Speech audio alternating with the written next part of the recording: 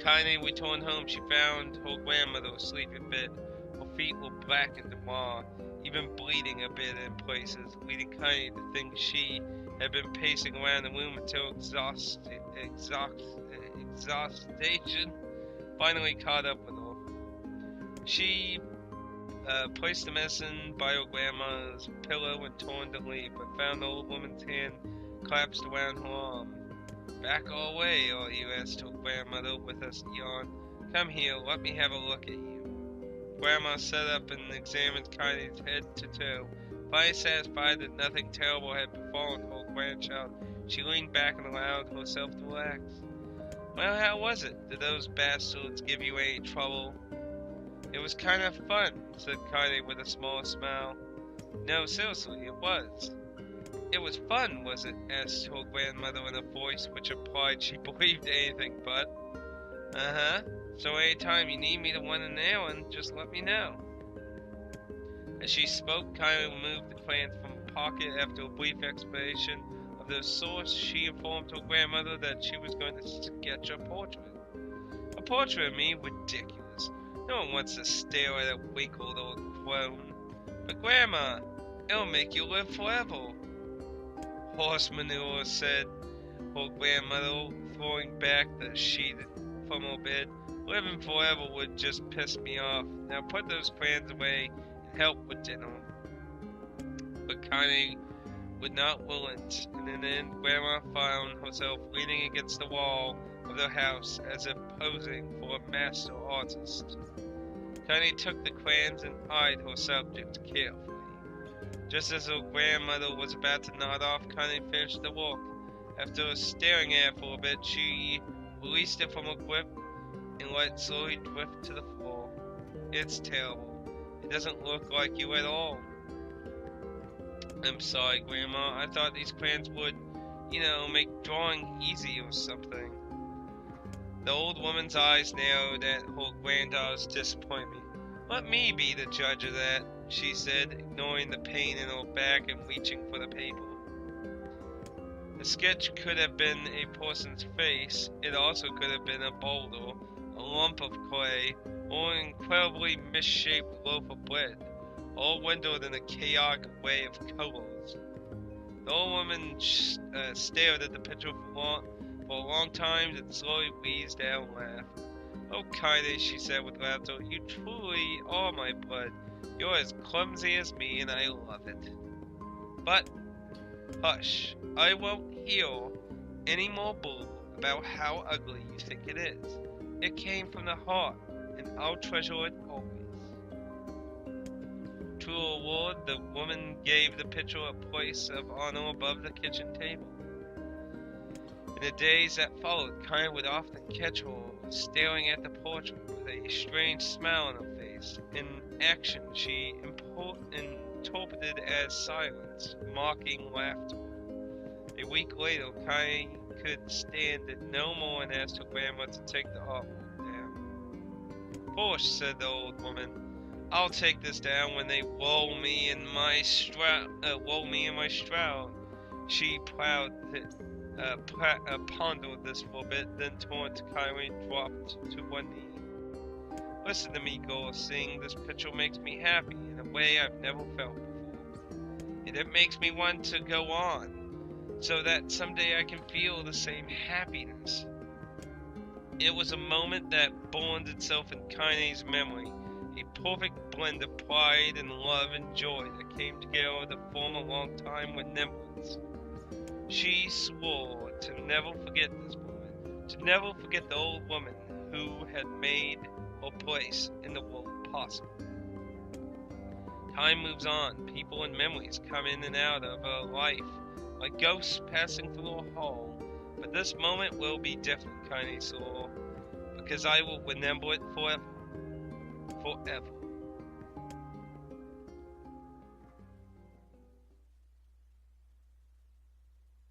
Kaine listened to the sound of crackling firewood and stared at the black object on her plate. She'd been pushing it around the wooden disc for a good 10 minutes, ignoring the bosom stare of her grandmother. Finally, she summoned her courage and gave the object a brief sniff. A sharp, bitter scent flew through her nostrils and made its home there, causing her face to twist with disgust. Grandmother, I can't believe you want me to eat a bug. The old woman threw some more wood under the cooking pot and snorted. It's no bug, you fool girl. It's a berry. Why the hell would I be feeding you bugs? Well, yeah, well, it sure looks like a bug, said Connie, and I think it's burnt or something because it smells terrible. With that, Connie held her nose and threw the berry in her mouth, chewing as little as possible. Oh yeah, that's terrible, all right. Why you little brat, laughed the old woman. Look at that sass on you. You've been spending too much time with me, and that's a fact. 5 years had passed since the moment Connie's grandmother saved her from the bullies. As is often the way with two stubborn people, the relationship had grown in fits and starts, but moved forward all the same. Meals that used to be sobbed affairs were now filled with laughter and held abuse in equal measure. Connie could not remember a time when she had been happier. As the years went by, Connie started to show more and more of the daily responsibilities. Her grandmother's legs grew weaker by the day, and she could no longer do many of the chores she used to take for granted. And so this morning found Connie lacing up her work boots with a breakfast of burned berry rolling through her belly. Where are you going today? Asked Grandma suddenly. Connie looked up surprised. The old woman rarely asked for Pacifics anymore. Pacifics. Well, I was going to check up on the kiln tree and see if they were ripe. I thought we could make some jam or something. Oh, and I'm going to pick up some flagstones. So I need to take the wheelbarrow. Flagstones? What the hell for? Connie stared at her grandmother, then held out an arm and swept it around their home, constructed mostly of cloth and rope and rubble. The whole place staggered like a boxer in a final round. Grandmother, a dying cat could chew through this house. I'm going to build a stone wall so we have some protection. The old woman laughed, exposing her toothless grin at the world. If a bunch of thieves want to ransack this old place, let 'em come. We got nothing worth stealing anyway. I'm not worried about thieves, I'm worried about shades. People saw one west of the village yesterday. The old woman tilted her head and stared at her granddaughter. Well, shoot, I don't know why you have to do it today. We can worry about some other. Grandmother, no. If I don't go to the kiln trees, we won't eat tonight. You know that. A confusion expression passes across the old woman's face. For a moment, she was a small child lost in a carnival. Yes, she said after a bit. Yes, of course, you're right. I'm sorry, Connie. Lately, my mind is... She didn't finish the thought, instead walking over to her nightstand, gently taking a breath of lunar tears from the drawer. The flower petals have aged to a brilliant whiteness, and Connie thought it was more beautiful now than the day she first received it. You're gonna be a true woman soon, Grandma said as she placed the flowers in the girl's hair. So that means less chatter about shades and building defenses wall, and more about talking about how beautiful you became. Annoyed, Connie reached up and removed the garb, but the look on her grandma's face stopped her hand.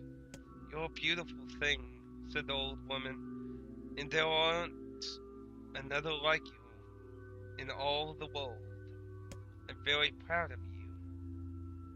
Okay, Grandma, that's enough compliments for one day. Such a mouth on you. Where did that come from? Gee, I wonder. I'll teach you to sass me, girl, yelled Grandmother. Suddenly she lunged forward and grabbed Connie by the ears, pulling all around the room like a crazed grin on her, with a crazed grin on her face. Grandma, yelled Kaine in a quirky face. Grandma, stop it, what the hell? The old woman stared at her and blinked and then slowly held her wrinkled hands out as if it was the first time she had ever seen them. Oh, I don't know what happened now. I'm sorry, girl. Sometimes my mind just... Kaine thought the look on her grandma's face was the most heartbreaking thing she ever seen. Listen, she began. Maybe I should stay home after all. No, I won't have you stay here and keep an eye on an old codger like me. You go get the fruit and your wall and whatnot. I'll be fine. And when you come back, I'll have a nice grasshopper dinner waiting for you. Rolled her eyes and kissed her grandma on the forehead, made way to depart, trying desperately to ignore the worry that was gnawing at the walls of her heart. Kaine could feel the old woman's eyes watching her as she moved down the path. Don't turn around, she told herself, but in the end, the temptation was too great. She spun on her heels for one final look and saw a small, beaten woman standing in front of a ramshackle hut with a sad expression on her face. God, she looked so old now. It's like the wind could reach down and just carry her away. Kaine worried about grandmother all day, causing her to walk to suffer. What little fruit could she collect was tossed carelessly into the wheelbarrow. She only found a couple of stones before losing interest in the project. Finally, the dusk approached and she decided to call it a day. Cursing herself in the lack of focus, Kaine pushed the nearly empty wheelbarrow back to the path. As she crested the final hill, she suddenly froze in place. The wheelbarrow fell from her fingers and collapsed on the side, sending a few pieces of wrinkled brown fruit rolling back down the hill. Her gaze was fixed on a black cloud that was hovering just ahead, tracing its path with a finger. Suddenly her stomach knotted itself. Oh no, no! Her grandmother's house was ablaze, the flames licking up as if trying to touch the sky itself. Grandmother! Grandma! Kaine ran then, faster than she had ever moved in her life. Once she tripped on a stone and sent sprawling into the rocky ground, but she leapt onto her feet and continued running, unmindful of the blood that spilled from her wounded hands and knees. As she got closer and closer, Kaine's mind began to waste time with her footfalls. It's too dark. It's too dark. Not just fire. It can't be fire. Too much smoke. Gotta save her. Gotta save her. She burst into the front yard and came to a sudden halt. Her worst suspicions confirmed. The smoke from the fire was mingling from the thick, icky blackness of an enormous shade. The massive creature supported itself on 3 twisted feet and achieved balance through the means of a large armored tail. Scales, horns, and claws sprouted from its body in random chaotic pattern, giving it the appearance of a lizard designed by some insane god. Seeing Kaine, it let out a roar and flickered its tail, sending small whirlwinds spinning around the yard. For a moment, the creature retreated into the shimmering blackness as if her mind was unable to comprehend such a thing could actually exist. But then the smell hit her, a blend of raw meat and the whole became real once more. The creature bowed again. This time Kaine's responded with a scream of her own. Alright, you bastard, she thought, as she screamed echoed into the high cliffs around them. It's you or me, let's go. The shade-eyed Kaine was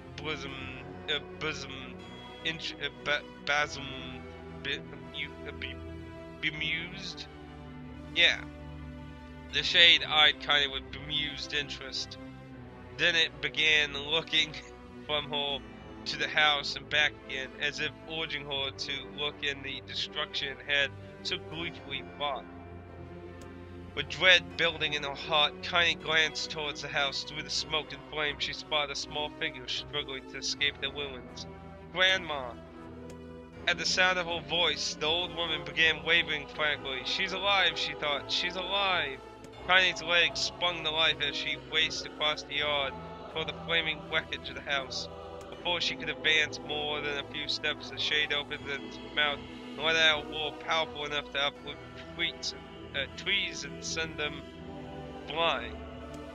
The blast sent Tiny trembling through the air before smashing her against the rocky earth. Stars descend in front of her eyes as she tried to remember how her legs worked. Get up! Get up! Get up! Get up! Get up! Get up! Get up now! As Tiny struggled to her feet, the shade stomped towards the house and pinned her grandmother to the ground with the tip of a claw. The old woman struggled to move the claw from her stomach, but might as well have been pushing a mountain. She coughed briefly, sending a small spray of blood into the air, and then collapsed on the ground, her energy spent. Kai launched to her feet, only to fall back to the earth with a gasp as her ankles were on fire. One or both of them were surely broken. Ignoring the pain that screamed through her body, she began dragging herself across the ground, leaving a drunken trail of dust and blood in her wake. Grandma, hold on. Just a little longer.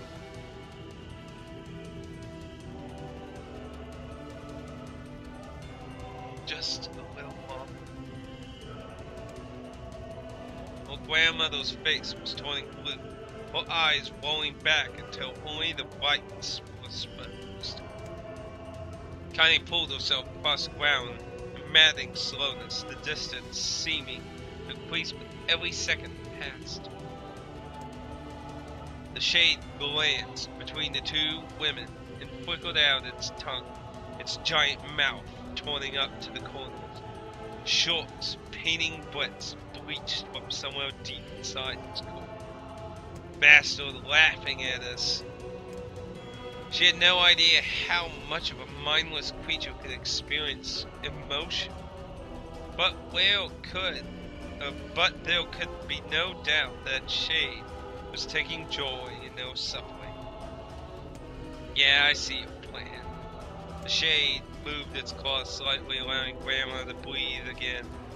It was clearly keeping her alive, only to snuff out her life when Kanye was close enough to touch her. I'm gonna kill this bastard. Summoning all her strength, Kanye rose to her feet. There was a sickening snap from her right ankle as the foot twisted backward. She forced it from her mind and began to hobble towards the monster.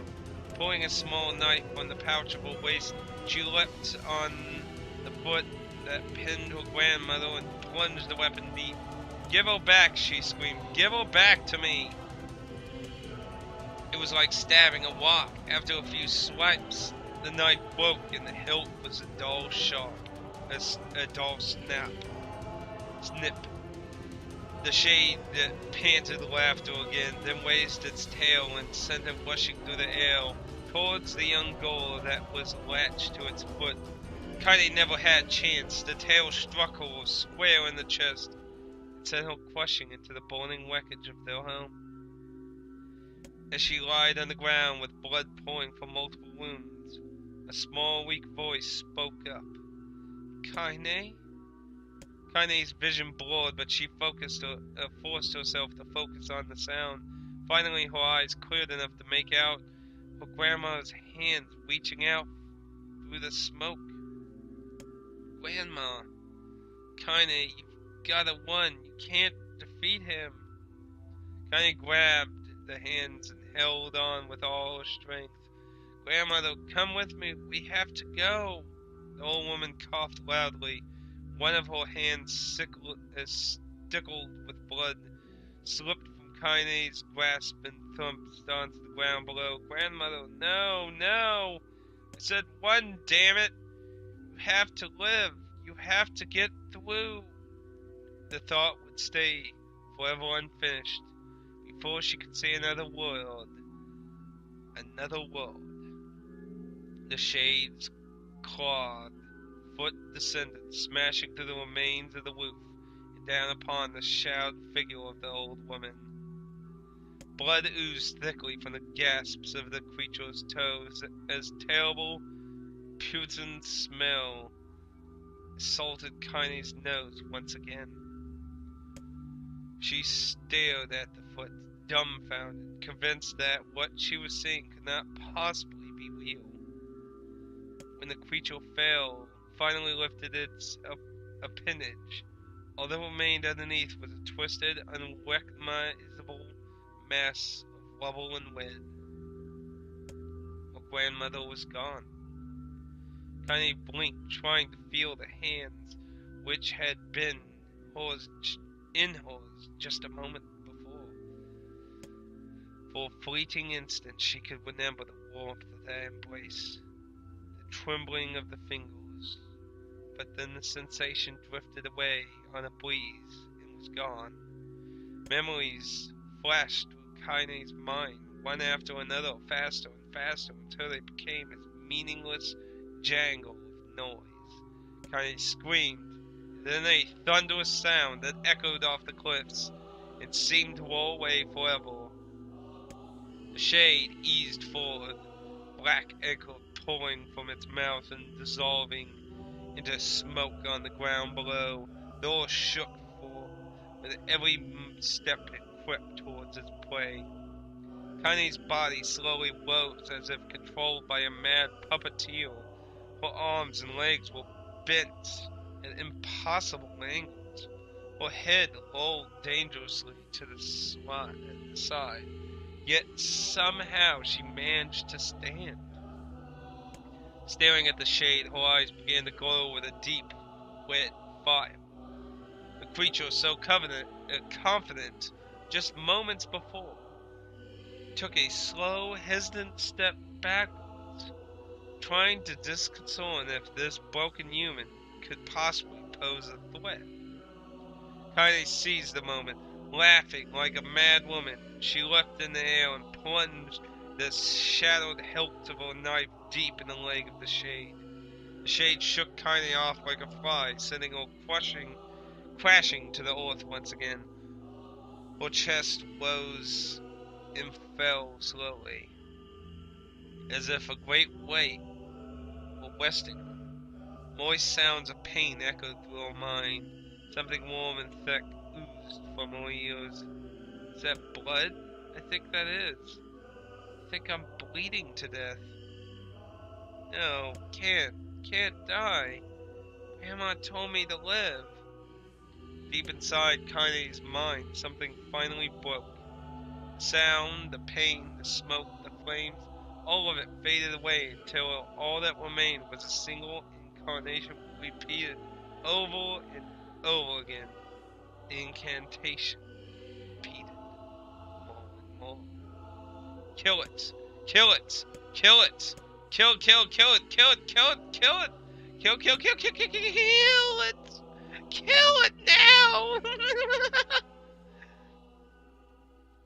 As the spark that was Kaine slowly began to flicker and die, she felt her desire to kill and her desire to live blend into one.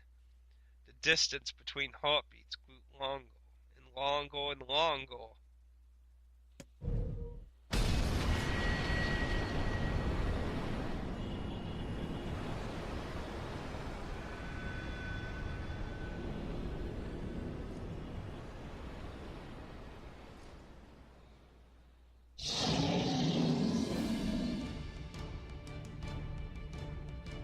The beast approaches. Oh, I got it.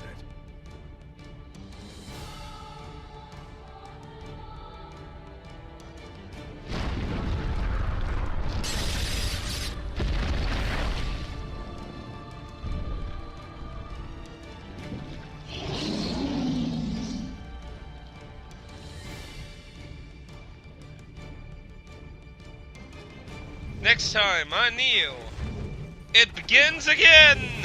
Man, that was a lot longer than I remember.